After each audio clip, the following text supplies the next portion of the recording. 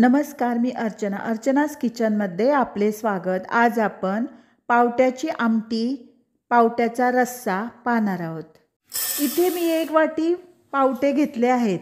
या पावट्यांना वाल असे सुद्धा म्हणतात। हे पावटे 1-2 वेळा स्वच्छ धुवून घेऊयात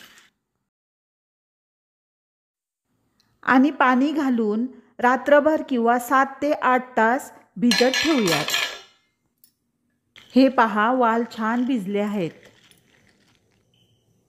त्यानंतर त्याच्यावर एक कापड घालून 7 ते 8 तास मोड येण्यासाठी झाकून ठेवूयात।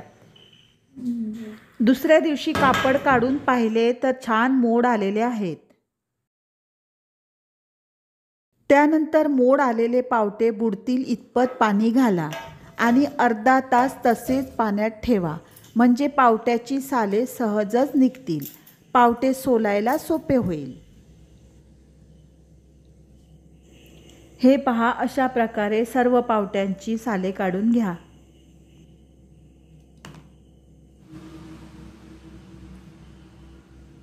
आमटीच्या वाटण्यासाठी घेऊयात 1 वाटी ओले खोबरे, आवडीप्रमाणे आले, लसूण, ओली मिरची, 1 मोठा कांदा उभा चिरून, थोडी कोथिंबीरीचे देठ आणि वरून घालण्यासाठी ओली कोथिंबीर बारीक चिरून।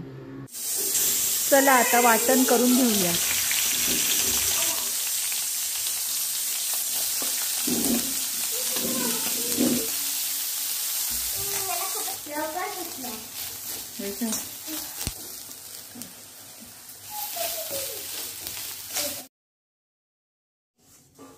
सोडलं कोणी तुम्हाला?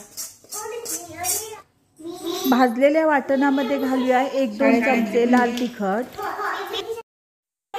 अर्धा चमचा हळद, अर्धा चमचा गरम मसाला। हे सर्व वाटून घेऊयात।